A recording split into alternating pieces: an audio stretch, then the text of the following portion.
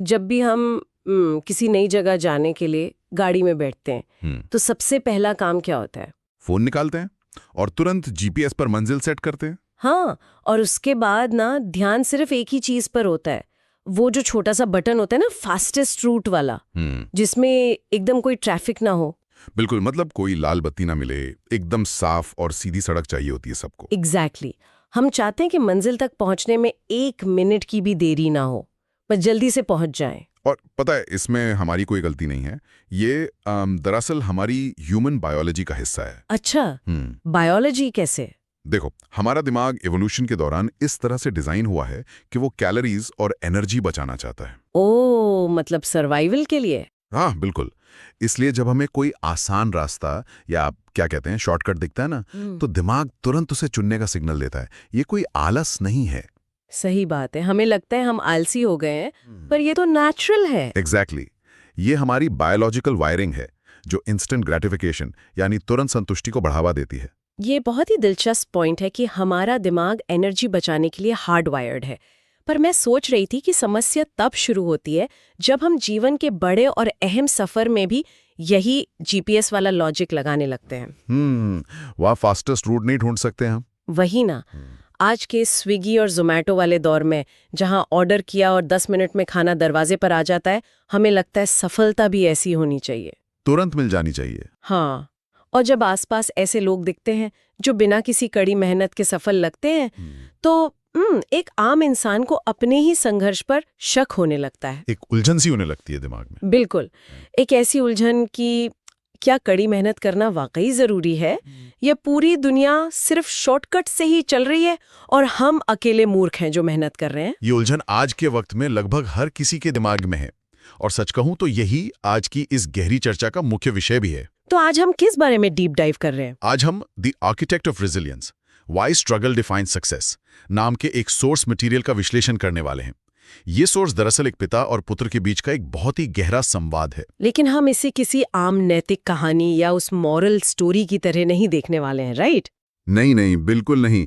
इसके बजाय हम इसे कॉग्निटिव रीफ्रेमिंग और ह्यूमन साइकोलॉजी के एक बेहतरीन केस स्टडी के रूप में अनपैक करेंगे। सही है। इस चर्चा का उद्देश्य यही है कि हम इस संवाद के जरिए समझें कि कड़ी मेहनत और शॉर्टकट्स के बीच का आखिर असली फर्क क्या है। और सबसे जरूरी बात यह है कि पिता अपने बेटे के डर और उसकी एंग्जाइटीज को किस तरह साइकोलॉजिकली डिसमेंटल करता है, जो कि आज की इस तेज रफ्तार दुनिया में समझना वाकई बहुत जरूरी है। तो चलिए इस डीप डाइव की शुरुआत करते हैं। जब मैंने इस सोर्स का शुरुआती हिस्सा पढ़ा ना, जहां बेटा शॉर्टकट की मांग करता है, वो थक चुका होता है, हाँ, तो मुझे तुरंत वीडियो गेम्स की याद आई। अक्सर वीडियो गेम्स में चीट कोड्स होते हैं। एक प्लेयर ने बस एक कोड टाइप किया और बिना मेहनत किए अगले लेवल पर पहुंच गया। अचानक से उसके पास सारी शक्तियां आ गईं, बिना कुछ सीखे। उस वक्त उस प्लेयर को लगता है कि उसने गेम के सिस्टम को हरा दिया है।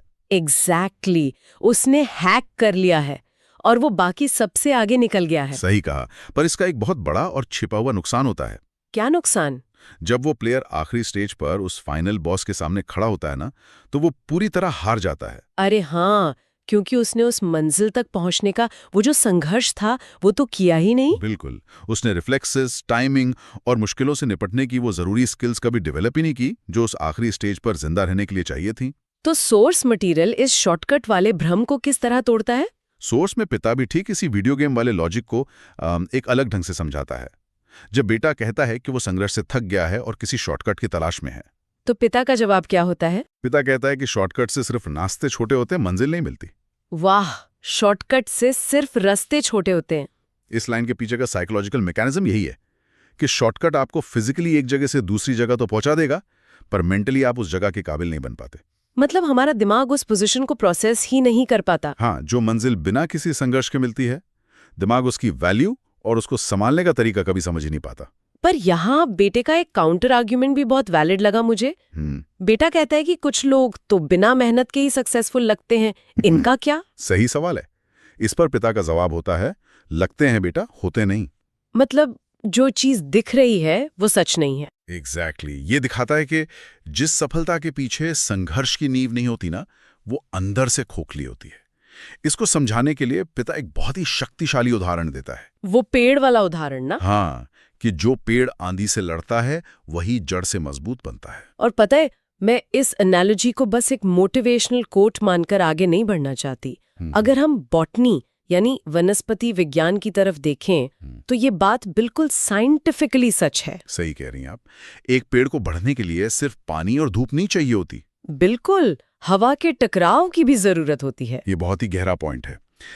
आप शायद स्ट्रेस वुड की बात कर रही हैं, है ना? हाँ, एकदम सही। और इसका सबसे बड़ा उदाहरण 1990s में अमेरिका के एरिज़ोना डेजर्ट में हुआ बायोस्फीयर 2 एक्सपेरिमेंट है। आपने सुना होगा इसके बारे में। हाँ, जहां वैज्ञानिकों ने एक पूरा आर्टिफिशियल इकोसिस्टम बनाया था डोम के अंदर। वही, उस बड़े से डोम के अंदर पेड़ों के लिए परफेक्ट कंडीशंस थीं। सही मिट्टी, सही पानी और धूप। पेड़ बहुत तेजी से बढ़े भी। लेकिन फिर एक समस्या आई। हाँ, एक पॉइंट पर आकर जब वो मैच्योर होने लगे तो अपने आप गिरने लगे, टूटने लगे। वैज्ञानिक हैरान थे कि आखिर ऐसी परफेक्ट कंडीशन में पेड़ क्यों गिर रहे हैं। फिर उन्हें पता चला कि उन्होंने उस डोम के अंदर हवा यानी विंड का कोई इंतजाम ही नहीं किया था। एग्जैक्टली, हवा ही नहीं थी वहां। इसका सीधा सा अर्थ यह है कि जब पेड़ पर हवा का दबाव नहीं पड़ता ना, तो उसके अंदर वो स्ट्रेस वुड नहीं बनता। और वही उसकी ताकत होती है। हाँ, हवा के थपेड़े ही पेड़ की जड़ों को और गहरा होने का सिग्नल देते हैं, उसके तनों को मजबूती देते हैं। तो देखा जाए तो ठीक वही बात पिता इस संवाद में बेटे को समझा रहा है। अगर किसी इंसान के जीवन में विंड यानी संघर्ष ना हो तो वो शुरुआत में तो बहुत तेजी से आगे बढ़ जाएगा। बिल्कुल, उन बायोस्फीयर के पेड़ों की तरह। पर पहली ही छोटी सी आंधी आएगी या जीवन का पहला बड़ा संकट आएगा तो उसका चरित्र टूट जाएगा, क्योंकि उसके अंदर कोई स्ट्रेस वुड है ही नहीं। यही वजह है कि पिता सफलता को सिर्फ एक नतीजा नहीं मानता, बल्कि एक प्रोसेस मानता है। यानी जर्नी मैटर करती है। हाँ, मुश्किलें, चुनौतियां और हार असल में हमारे अंदर का स्ट्रेस वुड बनाते हैं। जब एक इंसान लगातार मुश्किलों का सामना करता है तो उसके दिमाग के न्यूरल पाथवेज इस तरह से अडाप्ट हो जाते हैं कि वो संकट के समय पैनिक नहीं करता। उसके अंदर एक ठहराव आ जाता है। सही बात है, एक मैच्योरिटी आ जाती है। पर चलिए थोड़ा प्रैक्टिकल होकर देखते हैं इसको। सुनने में ये सब बहुत अच्छा लगता है, पर लगातार फेलियर या हार का सामना करना, ना उम्मीद एक इंसान का सेल्फ कॉन्फिडेंस पूरी तरह खत्म कर देता है। हाँ, थकान तो होती है। हाँ, हिम्मत टूटना एकदम नेचुरल ह्यूमन रिएक्शन है। जैसे जिम में जब कोई हैवी वेट उठाता है तो मसल फाइबर्स अंदर से टूटते हैं, दर्द होता है। और हम जानते हैं कि रेस्ट के बाद वो फाइबर्स पहले से ज्यादा मोटे और मजबूत होकर वापस जुड़ेंगे। बिल्कुल, पर साइकोलॉजिकल लेवल पर जब कोई बार बार फेल होता है तो क्या पिता की ये अप्रोच के फेलियर इज अ गुरु, क्या ये एक पॉइंट के बाद टॉक्सिक पॉजिटिविटी नहीं बन जाती? ये एक बहुत ही सटीक पुशबैक है। टॉक्सिक पॉजिटिविटी और कॉग्निटिव रिफ्रेमिंग में ना एक बहुत बड़ा फर्क होता है। वो फर्क क्या है? टॉक्सिक पॉजिटिविटी आपसे कहती है कि दर्द को महसूस मत करो, बस फेक स्माइल लगाओ और खुश रहो, जो कि प्रैक्टिकली पॉसिबल नहीं है। एग्जैक्टली। लेकिन यहाँ पिता बेटे को दर्द दबाने के लिए नहीं कह रहा, वो दर्द का लेबल बदलने के लिए कह रहा है। लेबल बदलने का मतलब? जब हम हार को एक थ्रेट या अंत मानते हैं ना, तो दिमाग कॉर्टिसोल रिलीज करता है और हमारी क्षमता वहीं गिर जाती है। हम पैनिक करने लगते हैं। राइट। पर पिता कहता है कि हार टूटने के लिए नहीं, सिखाने के लिए आती है। वो हार को एक थ्रेट से हटाकर एक डेटा पॉइंट में तब्दील कर रहा है। अरे वाह! यानी हम उस नतीजे को फुल स्टॉप मान लेते हैं, जबकि पिता उसको एक कॉमा बनाने की कोशिश कर रहा है। जी हाँ, बहुत सही कहा आपने। हम हार को अपना दुश्मन मान लेते हैं, जो हमारे ईगो पर चोट करती है। लेकिन पिता संघर्ष को एक गुरु या अध्यापक के रूप में पेश करता है। और एक गुरु का काम तो सिखाना ही होता है। बिल्कुल, वो कमजोरियों से रूबरू कराता है ताकि उन्हें सुधारा जा सके। जब कोई हार को गुरु मान लेता है तो वो उस हार से मिलने वाले फीडबैक को ओपन माइंडेडली प्रोसेस कर पाता है। यानी उसकी आइडेंटिटी और उसका फेलियर दोनों एक दूसरे से अलग अलग हो जाते हैं। हाँ, वो फेलियर को पर्सनली नहीं लेता। ये रीफ्रेमिंग वाकई नजरिया बदल सकती है। जब स्ट्रगल को एक दुश्मन की तरह देखा जाता है तो नेचुरल इंस्टिंक्ट भागने की होती है, फाइट और फ्लाइट मोड ऑन हो जाता है। वही। लेकिन जब उसे गुरु मान लिया जाए तो आगे बढ़ने की, उससे सीखने की इच्छा पैदा होती है। तभी पिता ये कहता है कि आज जो पसीना बहाओगे कल वही तुम्हारी पहचान बनेगा। पसीना यहाँ उस मेंटल एक्सर्शन और सीखने के प्रोसेस का प्रतीक है, और ये पहचान किसी उम्दा आसान शॉर्टकट से तो आ ही नहीं सकती। बिल्कुल नहीं। क्योंकि जब कोई इस लंबे प्रोसेस से गुजरता है तो वो सिर्फ अपने काम में ही एक्सपर्ट नहीं बनता, उसके अंदर धैर्य, अनुशासन और कॉम्प्लेक्स प्रॉब्लम सॉल्विंग की स्किल्स पैदा होती हैं। और यही वो स्ट्रेसवुड है जो आगे चलकर उसकी असली शख्सियत बनता है। एकदम सही। तो इसका मतलब अंदर के डर और हार को तो हमने एक गुरु की तरह रिफ्रेम कर लिया।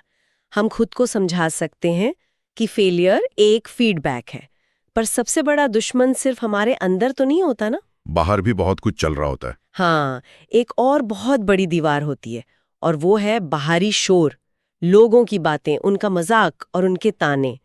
मैं सोच रही थी कि अगर हम एवोल्यूशनरी साइकोलॉजी की बात करें तो ये लोग क्या कहेंगे वाला डर इतना बड़ा क्यों होता है हमारे अंदर? ये डर बहुत डीपली रूटेड है ह्यूमन साइकोलॉजी में।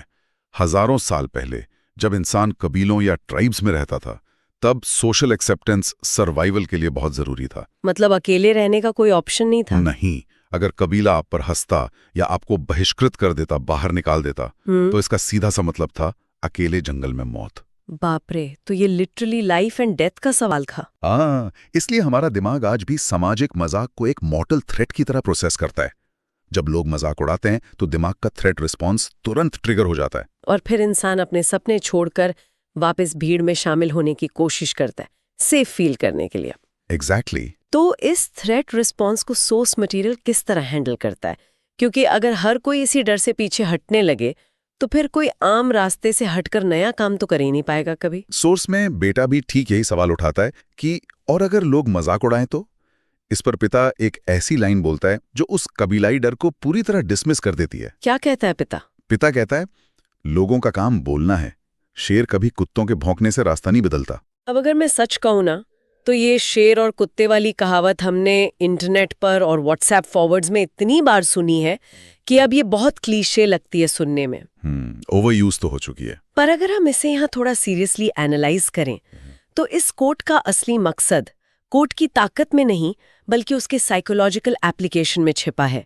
ये कहावत दरअसल लोकस ऑफ कंट्रोल को वापस अपने हाथ में लेने की बात कर रही है। आपने बिल्कुल सही नस पकड़ी है। साइकोलॉजी में लोकस ऑफ कंट्रोल का मतलब होता है कि आपका अपनी जिंदगी के नतीजों पर कितना नियंत्रण है, यानी स्टीयरिंग व्हील किसके हाथ में है। सही। जब कोई इंसान बाहरी लोगों के तानों का जवाब देने में अपनी एनर्जी लगाता है तो उसका लोकस ऑफ कंट्रोल एक्सटर्नल हो जाता है। वो उन दर्शकों को अपनी गाड़ी का ड्राइवर बना देता है, जो कि बहुत खतरनाक हो सकता है। बिल्कुल। पिता उस क्लीशे लगने वाली लाइन के जरिए बेटे को असल में इमोशनल रेगुलेशन सिखा रहा है।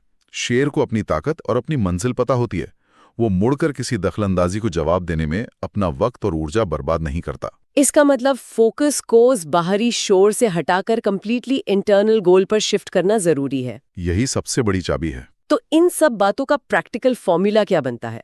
हमने शॉर्टकट का भ्रम तोड़ दिया, हार को एक डेटा पॉइंट या गुरु मान लिया और समाज के थ्रेट रिस्पॉन्स को न्यूट्रलाइज कर दिया। पर सफलता के उस पार जाने का, इस सब को हकीकत में बदलने का कोई एक्शनेबल रास्ता क्या है? पिता बेटे को सफलता का क्या मंत्र देता है यहाँ पर? जब बेटा पिता से सक्सेस का असली फॉर्मूला पूछता है ना, तो पिता 3 बेहद साफ और प्रैक्टिकल नियम रखता है जो इस पूरी चर्चा के सार को एक आकार देते हैं। वो 3 नियम क्या हैं? पहला नियम, सपना बड़ा रखो। दूसरा नियम, मेहनत चुपचाप करो। और तीसरा नियम, हार मानने का ऑप्शन कभी मत रखो। अरे वाह! पर मुझे इन तीनों में से दूसरे पॉइंट पर जरा रुककर एक सवाल करना है। बताइए। मेहनत चुपचाप करो, आज के इस मॉडर्न दौर में इसका क्या मायना है? आज जब नेटवर्किंग, बिल्डिंग इन पब्लिक और हर छोटी अचीवमेंट को लिंक्डइन या इंस्टाग्राम पर पोस्ट करने का ट्रेंड है, तो क्या चुपचाप मेहनत करने का मतलब खुद को पूरी तरह आइसोलेट कर लेना है? नहीं, लोग अक्सर इसको गलत समझ लेते हैं। वही, इसमें और दुनिया से कट जाने में क्या फर्क है फिर? ये समझना आज के दौर में वाकई सबसे ज्यादा जरूरी है। देखो, चुपचाप मेहनत करने का मतलब आइसोलेशन या दुनिया से कटना बिल्कुल नहीं है। इसका असूल दिमाग के डोपामीन लूप से जुड़ा हुआ है। डोपामीन लूप्स, थोड़ा और समझाएंगे इसे? जरूर। जब हम कोई काम शुरू करते हैं और उसे पूरा होने से पहले ही पूरी दुनिया को बताते हैं, या हर छोटी चीज पर सोशल मीडिया से लाइक्स और तारीफ बटोरने लगते हैं, तो दिमाग को तुरंत डोपामीन मिल जाता है। अच्छा, तो दिमाग को लगता है कि उसने मकसद हासिल कर लिया है। एग्जैक्टली। दिमाग संतुष्ट हो जाता है, जबकि असली बड़ा काम तो अभी बचा होता है। निफ्टारा इस प्रीमेच्योर वैलिडेशन से बचने की सलाह दे रहा है। तो मतलब अपना गोल अनाउंस मत करो जब तक वो पूरा ना हो जाए। सही बात है। चुपचाप मेहनत का मतलब है उस भूख और उस अंदर की ऊर्जा को बचाकर रखना डीप वर्क के लिए, ताकि ध्यान असली रिजल्ट पर रहे, ना कि वर्चुअल वैलिडेशन और तालियों पर। कमाल की बात है। यानी जब आप चुपचाप काम करते हैं तो आप खुद को उन फॉल्स रिवॉर्ड से बचा रहे होते हैं जो आपको रास्ते में ही संतुष्ट करके रोक सकते हैं। एकदम सही समझिए आप। और अगर पहले नियम को देखें कि सपना बड़ा रखो, तो मुझे लगता है वो उस ईंधन या फ्यूल का काम करता है जो बाकी दोनों नियमों को चलाता है। अगर सपना छोटा होगा तो दिमाग को लगेगा कि थोड़ा सा स्ट्रगल आए तो रास्ता ही बदल लो। सही कहा, इजीली कॉम्प्रोमाइज कर लेगा इंसान। पर एक विशाल मकसद ही आपको उस तीसरे नियम यानी हार मानने का ऑप्शन कभी मत रखो, उस पर टिके रहने की ताकत देता है। जब प्लान बी या इमरजेंसी एग्जिट्स होते ही नहीं है दिमाग में, तभी दिमाग सर्वाइवल मोड में जाकर अपना 100% देता है। और ठीक इसी पॉइंट पर आकर सोर्स में बेटे को वो अपना आहा मोमेंट मिलता है। उसका नजरिया पूरी तरह बदल जाता है। हाँ, उसकी समझ में एक बड़ा शिफ्ट आता है। वो आखिर में समझ जाता है कि जीतने वाले लोग कुछ अलग मिट्टी के नहीं बने होते। उनके पास भी दिन के वही 24 घंटे होते हैं ना। बिल्कुल, और उनको भी थकान होती है, उन्हें भी डर लगता है, पर उनकी सोच, उनका माइंडसेट आम लोगों से अलग होता है। तभी पिता अपने विश्लेषण को एक और मजबूत निष्कर्ष पर लाता है। वो क्या है?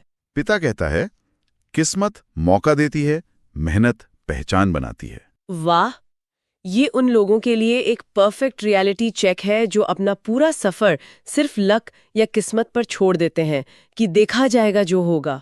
हाँ, जो सोचते हैं कि बस किस्मत चमकेगी और सब ठीक हो जाएगा। मैं मानती हूँ कि हाँ, किस्मत हो सकती है। हो सकता है लक के चलते किसी को एक अच्छा मौका मिल जाए या कोई सही दरवाजा सामने अचानक से खुल जाए। पर वो लक सिर्फ उस दरवाजे तक की एंट्री टिकट है। एग्जैक्टली। एक बार आप उस दरवाजे के अंदर चले गए ना, तो वहां टिकने और लंबा सफर तय करने के लिए मेहनत की नींव ही काम आती है। बिना मेहनत के वो किस्मत का मौका उस आंधी वाले पेड़ की तरह जल्द ही टूट जाएगा। एकदम सही सार निकाला है आपने इस बात का। किस्मत एक चिंगारी या स्पार्क का काम कर सकती है, लेकिन उस आग को लगातार जलाए रखने और उसे किसी बड़े काम में बदलने का ईंधन सिर्फ और सिर्फ लगातार मेहनत है, जो रोज करनी पड़ती है। हाँ, और इस लंबे संवाद के अंत तक बेटा पूरी तरह से इस भ्रम से बाहर आ जाता है कि कोई शॉर्टकट उसकी मंजिल को आसान बना देगा। वो समझ जाता है कि संघर्ष कोई रुकावट नहीं है, बल्कि सफलता तक पहुंचने का एकमात्र रास्ता है। बिल्कुल। तो इस डीप डाइव की सभी कड़ियों को अगर जोड़ा जाए तो बात एक भ्रम से शुरू होकर एकदम सॉलिड रियलिटी पर आती है। शॉर्टकट उस वीडियो गेम के चीट कोड जैसा है जो आपको फाइनल बॉस से लड़ने के काबिल कभी नहीं छोड़ता। हाँ, वो आपको अंदर से वीक बना देता है। और हमें उन बायोस्फीयर के पेड़ों से सीख लेनी होगी कि बिना हवा के दबाव के हमारे अंदर का स्ट्रेस वुड नहीं बनता। फेलियर को टॉक्सिक पॉजिटिविटी से नहीं, बल्कि एक डेटा पॉइंट या गुरु की तरह लेबल करना पड़ेगा। और समाज के थ्रेट रिस्पॉन्स से डरने के बजाय अपने लूकस ऑफ कंट्रोल को वापस अपने हाथ में लेना होगा, ताकि शेर की तरह चला जा सके। और इस पूरी साइकोलॉजिकल जर्नी का जो सबसे शक्तिशाली निचोड़ है ना, वो पिता के आखिरी शब्दों में दिखता है। वो कहता है, जिंदगी आसान नहीं होती, उसे मजबूत लोग आसान बना देते हैं। ये सच में बहुत गहरा है। अक्सर हमारी उम्मीद होती है कि काश आगे चलकर हालात थोड़े आसान हो जाएं। पर सच तो ये है कि चुनौतियां वैसी ही रहती हैं, कभी छोटी नहीं होती। हाँ, बस उस लगातार संघर्ष से एक इंसान खुद इतना मजबूत हो जाता है कि वो पहाड़ जैसी चुनौतियां भी उसे अब छोटी लगने लगती हैं। और सोर्स के अंत में जो आखिरी हुक लिखा गया है ना, वो और भी प्रेरणादायक है। उसमें लिखा है, अगर तुम स्ट्रगल से लड़ रहे हो, समझ लो तुम जीत के करीब हो। ये लाइन तो उन सबके लिए एक वैलिड प्रूफ है जिन्हें लगता है कि उनका स्ट्रगल और उनका दर्द बेकार जा रहा है। दर्द कभी बेकार नहीं जाता, वो अडेप्टेशन लाता है, वो आपको अंदर से बदलता है। सही बात है। जब तक आप स्ट्रगल कर रहे हैं, इसका मतलब है कि आप उस सिस्टम से लड़ रहे हैं, आप आगे बढ़ रहे हैं। ठहरा हुआ पानी तो वैसे भी किसी लहर का सामना नहीं करता। आज की इस पूरी चर्चा को समाप्त करते हुए ना, एक आखिरी चिंतन योग्य विचार है जिस पे जरूर गौर किया जाना चाहिए। आप आज के इस दौर को देखिए जहां सब कुछ ऑप्टिमाइज किया जा रहा है। हाँ, सब कुछ फास्ट ट्रैक पर है। लोग आर्टिफिशियल इंटेलिजेंस का इस्तेमाल कर रहे हैं, चैट जीपीटी से कोड लिखवाए जा रहे हैं, नए नए हैक्स ढूंढे जा रहे हैं ताकि किसी भी काम में कोई रुकावट लाए। सब कुछ आसान बनाने की होड़ लगी हुई है एकदम।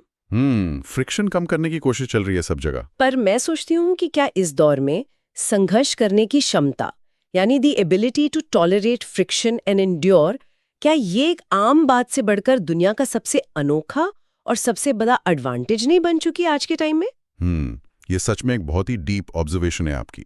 जब हर कोई आसानी ढूंढ रहा है तो फ्रिक्शन झेलने वाला ही स्टैंड आउट करेगा दुनिया से। एग्जैक्टली। जब चीजें आसान होती हैं तो आमतौर पर सभी लोग उस काम को कर लेते हैं, पर जैसे ही कोई रियल लाइफ मुश्किल आती है ना, जहां एआई या कोई चीट कोड काम नहीं आता, वहां आज की इस इंस्टेंट जनरेशन की आधी भीड़ पहले दिन हार मानकर रास्ता बदल लेती है। क्योंकि उन्हें स्ट्रगल करने की आदत ही नहीं बची है। तो ऐसे वक्त में वो इंसान जिसके अंदर थकन सहने, फेल होने और टिकर मेहनत करने की आदत है, वो अपने आप में एक सुपर पावर बन जाता है उसके लिए। सही कहा, वो बिना किसी कंपटीशन की ही उस फाइनल बॉस तक पहुंचकर जीत जाता है आखिरी में। तो अगली बार जब भी मन में किसी फास्टेस्ट रूट या शॉर्टकट का ख्याल आए ना, तो हमें खुद से ये जरूर पूछना चाहिए कि क्या हम बायोस्फीयर एक्सपेरिमेंट के उन पेड़ों की तरह बिना स्ट्रेस वुड वाली, बिना नींव की इमारत बनना चाहते हैं, या फिर एक ऐसी मजबूत मंजिल जो हर आंधी का डट कर सामना कर सके। यही सवाल छोड़कर हम आज की इस गहरी चर्चा को यहीं विराम देते हैं।